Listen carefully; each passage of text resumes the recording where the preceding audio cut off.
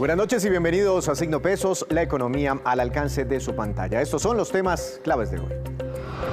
Enredados por los paraísos fiscales, personalidades de Colombia y el mundo salen a dar explicaciones tras los señalamientos de tener cuentas y empresas en lugares del mundo considerados guardias tributarias. Un experto nos explica hoy qué son los paraísos fiscales. Aprender a manejar su dinero. Hoy es el Día Mundial de la Educación Financiera, algo a lo que muchas personas no le paran bolas. Una experta de la financiera Progresa nos explica por qué es clave aprender del tema y qué temas son los que más nos deben importar en el día a día.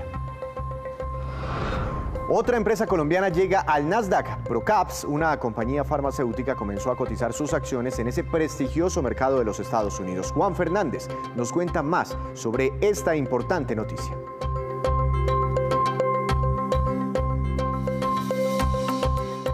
Comenzamos esta emisión hablando de Pandora Papers, un informe periodístico internacional que reveló numerosos documentos que exponen a cientos de personalidades que abrieron cuentas y crearon empresas en los llamados paraísos fiscales. Hay allí mencionadas varias personalidades colombianas, entre ellas 2 expresidentes de la República y funcionarios del actual gobierno. En la lista de mencionados en el escándalo de Pandora Paper, revelada por el diario El Espectador y el portal Conectas, aparecen entre otras personalidades del país los expresidentes Andrés Pastrana y César Gaviria.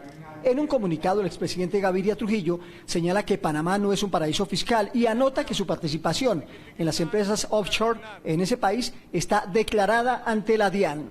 Es importante recalcar que a los ciudadanos colombianos no les está prohibido realizar operaciones ni poseer activos en jurisdicciones distintas a la local, lo cual es permitido y es usual en el desarrollo normal de la actividad empresarial. En Twitter, el expresidente Andrés Pastrana explicó que sus cuentas son legales. Transparente y dentro de la ley. Una cuenta de mi familia, registrada y declarada legalmente en el Banco de la República y la DIAN, aparece en los llamados Pandora Papers. Como expresidente, está sujeta al permanente escrutinio de múltiples jurisdicciones desde hace muchos años. También aparecen mencionadas en el escándalo la vicepresidenta Marta Lucía Ramírez y la ministra de Transporte Ángela María Orozco, a quienes señalan de participar en negocios en las Islas Vírgenes Británicas con un inversionista condenado por lavado de activos.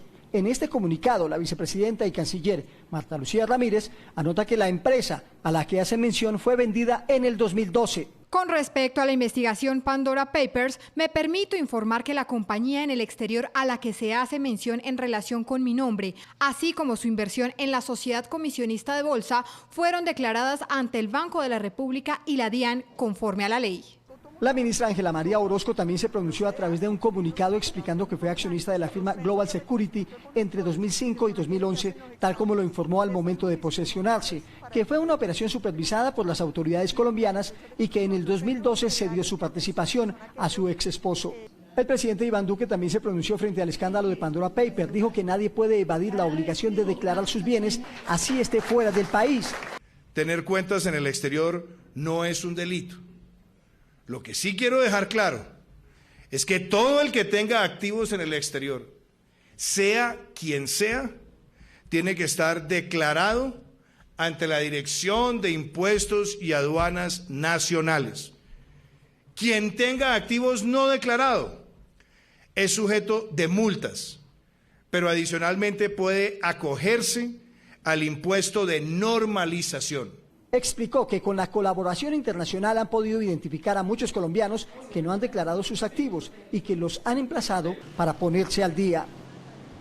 Y también el director de la DIAN, Lisandro Junco, figura en estos reportes por tener una empresa creada en Delaware, que según este informe de prensa sería también un paraíso fiscal. El funcionario se defendió. Yo tengo una sociedad con mi esposa constituida en Estados Unidos. Desde el 8 de septiembre fue constituida por Apex Resident Agent Service en Estados Unidos, año 2016. Estados Unidos no es un paraíso fiscal. Sumado a lo anterior, esta sociedad tiene un registro tributario como un RUT ante el gobierno o la autoridad tributaria en Estados Unidos, con un número de identificación tributario en Miami, Florida. Esta sociedad la constituimos con mi esposa por un sueño de querer estudiar. Empezamos con $40. Hoy en día tenemos $10.900. No tenemos nada que ocultar, todo ha sido declarado. Pero ¿qué son los paraísos fiscales que mencionan estos informes periodísticos? ¿Son legales o son ilegales? ¿Llevar dinero allí o crear una empresa en esos sitios es un delito? Para entender mejor este tema, le quiero dar la bienvenida al doctor Isidro Hernández. Él es economista, magíster en teoría y política económica y en política fiscal, además de ser profesor universitario. Doctor Hernández, un placer tenerlo aquí en Signo Pesos. Buenas noches, bienvenido, ¿cómo le ha ido? Muy buenas noches, muy bien, muchas gracias. Nos interesa mucho aquí su papel de académico, de profesor, para entender muchas cosas. Primero quisiera preguntarle, ¿qué es un paraíso fiscal? Un paraíso fiscal es un país que tiene algunas o varias de estas características. En primer lugar, normalmente tiene tarifas o tasas impositivas muy bajitas. Y esas tasas impositivas normalmente tienen que ver con impuestos de renta o impuestos patrimoniales o al capital. Entonces, digamos, frente a otros países, tienen unas tasas muy bajitas. Pero también puede complementar eso con bases gravables bajitas. De tal manera que de lo que se trata cuando se tienen uno o estos dos factores es traer recursos de otros países y recibir unos ingresos por esos recursos que se traen al constituir cuentas o empresas. Pero, digamos, la mayoría de paraísos fiscales o catalogados como tales, además de esos elementos tributarios, los compensan con un secreto bancario que no permite, digamos, intercambiar información tributaria o de inversiones con otros países. Hay secreto bancario o incluso secretos comerciales, es decir, no se sabe quiénes son los accionistas de una empresa. Se constituye una empresa y ese país, la norma de ese país, obliga a que no se entregue esa información a ningún ciudadano, incluso del mismo país, o a terceros países. Muy clara esta explicación, doctor Hernández. Pero ¿por qué un país decide implementar estas medidas? ¿Por qué un país decide convertirse en un paraíso fiscal? ¿Qué busca con tarifas más bajas, con secretos bancarios? Al final, ¿esto cómo le sirve a ese país? Bueno, son países que normalmente, digamos, no son importantes en el contexto internacional. Islas Caimán, por ejemplo, pues si no es por estas, digamos, competencia fiscal con otros países, pues serían muy pocos los recursos que llegan allí. Entonces generan, digamos, un efecto competitivo en esos términos. Panamá pues vive del canal, elementos comerciales, pero además complementa esos recursos para poder sostener su balanza de pagos con reducciones, deducciones tributarias, con secretos bancarios, con secretos comerciales, etc. Entonces, de lo que tratan normalmente estos países es de tener unos recursos que le permitan operar su balanza de pagos. ¿Cuáles países en el mundo son considerados paraísos fiscales? ¿Estados Unidos es un paraíso fiscal? ¿Panamá es un paraíso fiscal? Bueno, Estados Unidos desde luego no es un paraíso fiscal. Aquí hay que hacer una anotación importante. Lo que pasa es que los 50 estados de los Estados Unidos, pues cada uno tiene unas estructuras tributarias, y dentro de esas estructuras tributarias pues hay unos que suben más las tarifas que otros. Por eso incluso los mismos estadounidenses llevan de sus capitales de un estado a otro. ¿Y por qué eso es así allá? Porque es un estado federal.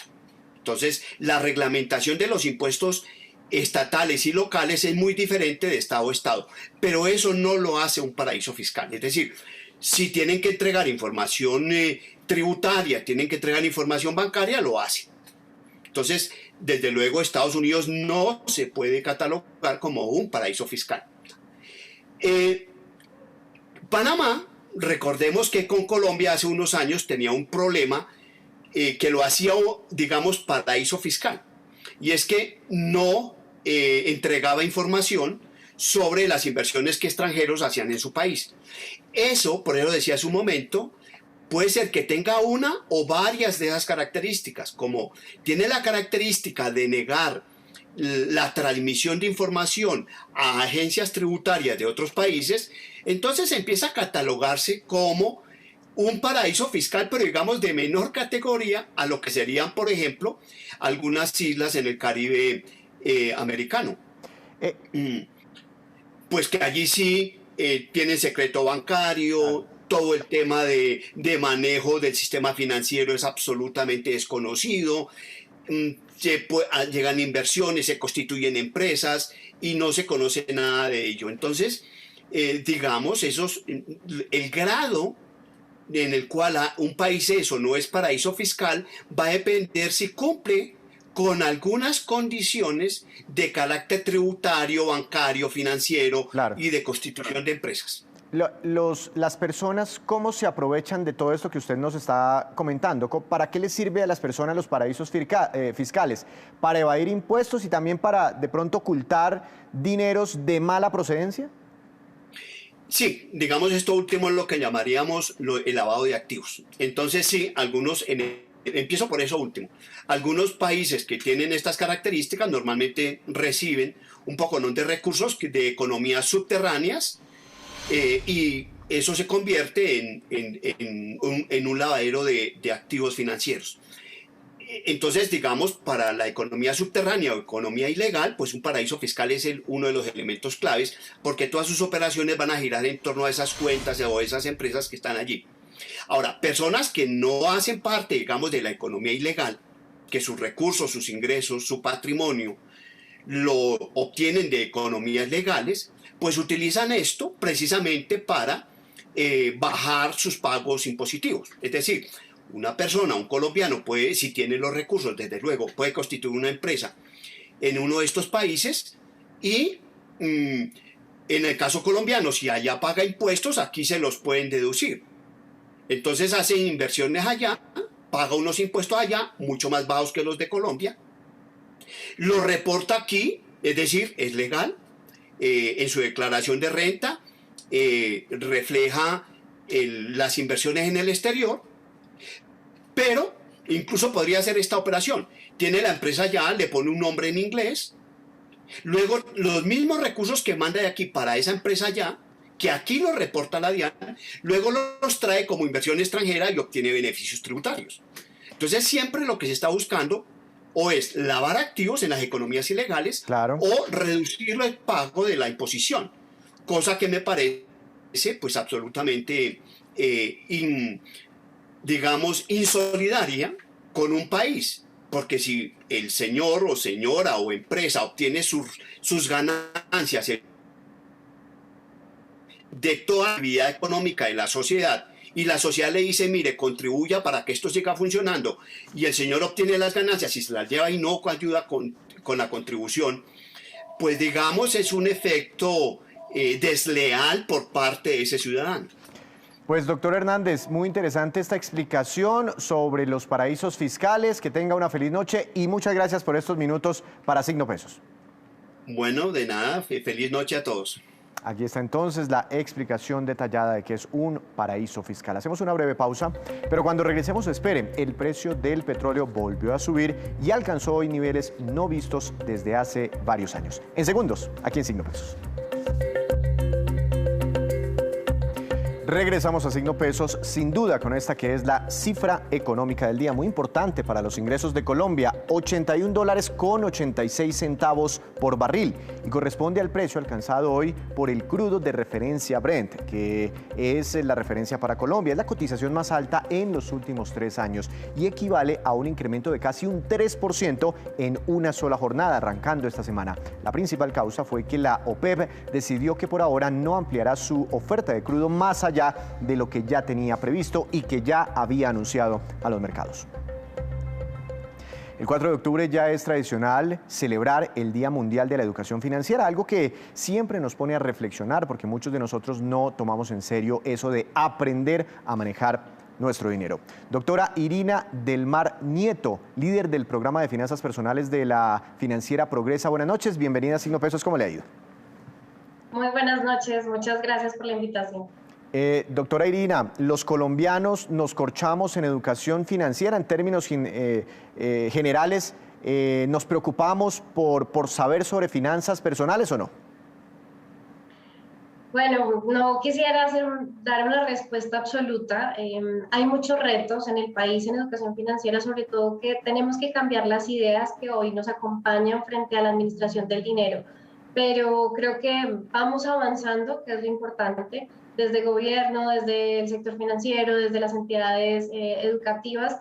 Esto está teniendo más relevancia y creo que va a apoyar a futuro mucho toda esta gestión que se tiene que dar frente a la educación financiera, pero realmente nos falta muchísimo todavía. Nos falta muchísimo todavía, esa era la respuesta que quería obtener, o que más o menos nos diera ese panorama. Es decir, tenemos un déficit en aprendizajes de finanzas personales. ¿En qué impacta o en qué nos perjudica como país el no saber mucho de la economía, de los conceptos básicos, de las finanzas personales, de los negocios? Bueno, no saber de finanzas es como no saber de la vida diaria, porque desde que nacemos tenemos relación con el dinero y es un área inherente a cualquier ser humano. Así que no saberlo manejar implica tener en muchas situaciones fracasos en los emprendimientos, hasta en pareja, en familia, y en muchos momentos tener frustraciones que no debiesen tener los hogares o las personas a raíz de no saber cómo gestionar su dinero, sobre todo para momentos de crisis como lo vivimos el año pasado. Claro, claro. Puede que muchos no sepan de finanzas personales, pero algunas personas, no sé, porque está en su ADN, de pronto practican el ahorro. ¿Qué tanto qué tan juiciosos y dedicados somos los colombianos a la hora de ahorrar? Bueno, ahí en este momento, y hace poco hicimos un estudio, sobre todo con mujeres, pero está bastante similar en hombres también. Tenemos unas brechas por edades y estamos en este momento estudiando qué pasó ahí, porque nuestros abuelos ahorraban, pero luego vino una de las, sobre todo los millennials, no ahorran tanto, ya los centennials están más enfocados nuevamente en el ahorro, estamos viendo qué brechas hay ahí, pero sí fue algo que se perdió de una generación a otra y que se tiene que recuperar, sobre todo el ahorro, no con miras a lo que antes creíamos para las vacas flacas y los momentos difíciles, sino que tiene que haber una concepción distinta como el ahorro, un elemento que empieza a permitir la libertad de elegir los sueños, dónde estudia mi hijo o qué quiero hacer de mi vida hacia el futuro. Esta falta de educación financiera en Colombia o ese déficit que todavía tenemos, que estamos intentando corregir, ¿genera algún problema o algún impacto sobre las empresas? Mucho. Las personas, está directamente relacionado su productividad frente al estado de sus finanzas. Gallup desde hace muchos años lo viene entendiendo, que es una de las entidades a nivel mundial que más estudia el comportamiento y las culturas de las organizaciones. Gallup ya lo había dicho, la educación financiera y la gestión de las emociones que van de la mano deben incluirse en los planes de bienestar. ¿Por qué? Si un colaborador está pensando en cómo resolver su vida financiera, muy difícilmente va a rendir a lo que se espera en su trabajo diario. Entonces, en la medida en que mejora la situación financiera de un colaborador, va a aumentar su rendimiento. Y adicional a eso, las empresas deben dedicarse a su labor, a su misión y no a resolver la vida financiera de su gente, como pasa en muchos escenarios. ¿Cómo podríamos aprender de finanzas así nosotros no hagamos parte de este mundo, no estemos estudiando una carrera relacionada con economía o finanzas, no sé, una ama de casa, un trabajador informal? ¿Cómo los colombianos en términos generales podemos conocer un poco más sobre finanzas? ¿Qué herramientas hay abiertas al público? Bueno, hoy día hay muchísima información en Internet. Nuestro programa, que se llama Progresa Financieramente, tiene artículos, tiene videos, y hoy día tenemos un curso abierto para nuestros asociados, y en algunos momentos por invitación ven muchas personas acceder a él. Pero creo que lo primero y lo más importante para estudiar y aprender a hacerlo diferente con nuestro dinero tiene que ver con la intención de querer cambiar los resultados, ¿no? Uno de los, digamos, de las barreras que más encontramos es que las personas o no se han interesado o no han comprendido que pueden hacerlo de una manera distinta. Y después de eso sí, empezar a ser curiosos, porque hay información, hay mucha gratuita a la que podrían acceder. Doctora Irina, seguramente en personas con niveles educativos donde hay mayores dificultades para estudiar y prepararse, seguramente ahí se ven déficits en cuanto a finanzas personales, pero es que quisiera preguntarle digamos, personas que han tenido la posibilidad inclusive de profesionalizarse, ¿cómo estamos en finanzas personales? Se lo digo porque tengo por ahí algunos conocidos que tienen buenos trabajos, se ganan su buena plata, pero viven al día súper endeudados y prácticamente están trabajando para pagar deudas y tarjetas de crédito. Es así, hoy día hay que romper dos creencias. Uno, que cuando tenga más ingresos voy a organizar mis finanzas, y dos, que una persona que tenga una carrera, una especialización o una maestría maneja bien sus finanzas. No es cierto, ni siquiera los que hemos estudiado economía y finanzas podemos garantizar tener unas buenas finanzas, porque administrar una empresa es muy diferente a administrar las finanzas en pareja, en el hogar, enseñarle a los niños acerca de la educación. Entonces, nada tiene que ver. El impacto y el reto que tenemos en educación financiera se ve en todos los ámbitos, no importa el estrato socioeconómico ni qué tanto haya estudiado, porque más allá de la carrera que sea, no nos han enseñado a administrar las finanzas, sobre todo que tiene un componente emocional muy grande. Desde economía de la conducta lo estudiamos muchísimo y ahí va a marcar totalmente la diferencia en hábitos y conductas. Entiendo. Doctora Irina, ¿qué hábitos deberíamos cambiar o qué deberíamos empezar a tener en cuenta para poder tener un mejor manejo de nuestras finanzas personales, independientemente del estrato, independientemente del nivel educativo? ¿Cómo empiezo a cambiar el chip? ¿Cómo empiezo? Teniendo objetivos de vida claros. Hemos identificado que muchas personas tienen altos endeudamientos porque no tenían una meta, un sueño de familia o una meta individual, y eso hace que cualquier forma de administrar el dinero esté bien. Dos, aprender a conocerse un poco acerca de sus emociones, cómo juegan sus emociones en esa administración, con quién cambia mi patrón de comportamiento ante las compras, y a esto me refiero a si de pronto es con mi hijo, con mi pareja o con cierto grupo de amigos. Tres, empezar a hacerle seguimiento a diario a mis gastos, empezar a identificar en qué es lo que yo gasto mi dinero a diario, y por supuesto luego ahí sí construir un flujo de caja, un presupuesto que me ayude a entender un poco cómo llevo esa dinámica mes a mes, porque todos los meses no gasto igual, todos los meses no tengo los mismos ingresos. Entonces creo que con esos 4 parámetros una persona podría empezar. Creo que es la base, ¿no? Doctora Irina, muchas gracias por esos consejos, los aplicaremos. Muchas gracias por su tiempo. Esperamos volver a hablar con usted aquí en Signo Pesos. Que tenga una feliz noche. Muchísimas gracias. Las finanzas personales, importantes para todo el mundo, sin duda. Hacemos otra breve pausa, pero ya les contaremos que el Banco de la República puso hoy en circulación una nueva moneda en nuestro país, pero tiene ciertas condiciones especiales. Ya les contaremos.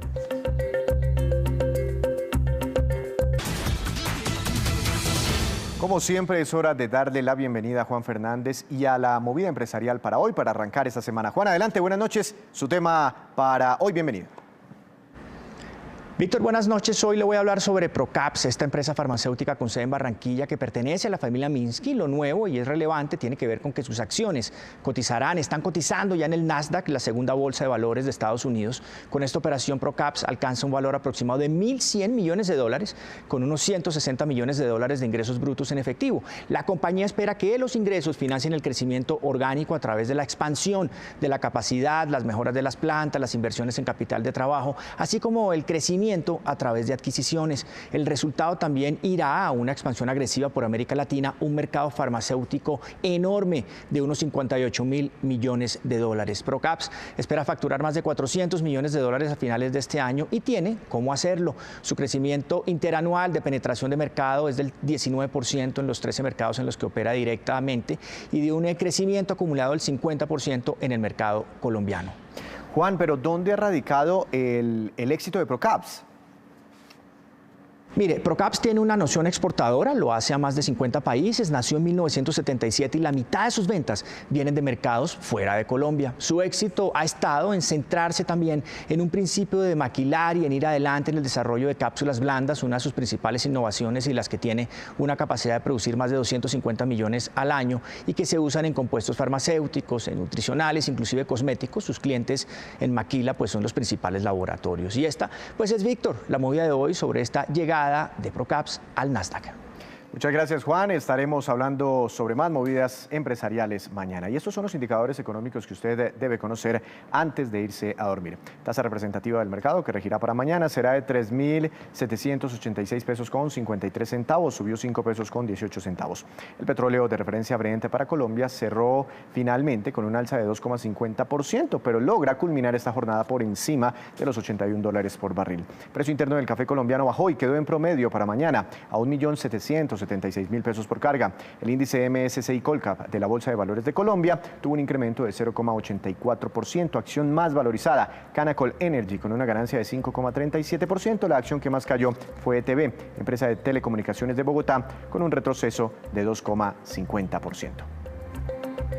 Y el Colegio Montemorel, ubicado en Chía, Cundinamarca, es uno de los 100 colegios escogidos a nivel mundial para tomar parte del World Education Week que se realiza esta semana. Se trata de una prestigiosa celebración internacional que en esta ocasión destaca los esfuerzos de los colegios para salir adelante en medio de la pandemia. Sabemos que es un momento de dificultades a muchos niveles. Esta crisis que vivimos a nivel mundial en torno a la pandemia ha retado a muchos sectores económicos y productivos, y el de la educación no es la excepción. Sin embargo, las historias y los casos de superación de comunidades enteras también abundan.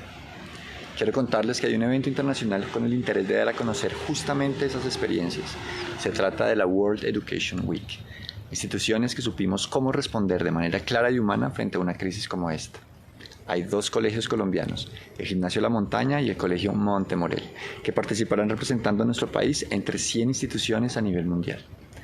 ¿Qué necesitamos las organizaciones y las comunidades para levantarnos en tiempos como estos? Para nosotros, el caso del Colegio Montemorel, la respuesta es clara: tejido humano y relaciones cercanas de confianza. Y justamente en torno a eso será nuestra participación en el marco del evento, el jueves 7 de octubre a las 11 de la mañana. Les invito entonces a unirse. Visiten nuestras redes, Colegio Montemorel. Ahí encuentran el enlace de inscripción. Es gratuito y es para celebrar. Colegio Montemorel, aquí Diego Pinzón. Un saludo. Felicitaciones para toda la comunidad del Montemorel. Antes de despedirnos, los dejo con este dato. Desde hoy circula una nueva moneda de 10.000 pesos en Colombia, de 10.000 pesos. Sí, señor, se trata de una moneda conmemorativa de los 200 años de independencia de Colombia, emitida por el propio Banco de la República. Es una única emisión con una edición limitada, hay que tener en cuenta, y es de curso legal. La moneda se puede adquirir, por supuesto, en las oficinas de tesorería y culturales del Banco de la República en Bogotá y también en otras ciudades. Eso sí, previo agendamiento por razones de bioseguridad. Así, terminamos por hoy, pero los esperamos mañana con una nueva emisión y toda la información económica que usted necesita saber. Esto es Signo Pesos, la economía al alcance de su pantalla. Que tenga una feliz noche.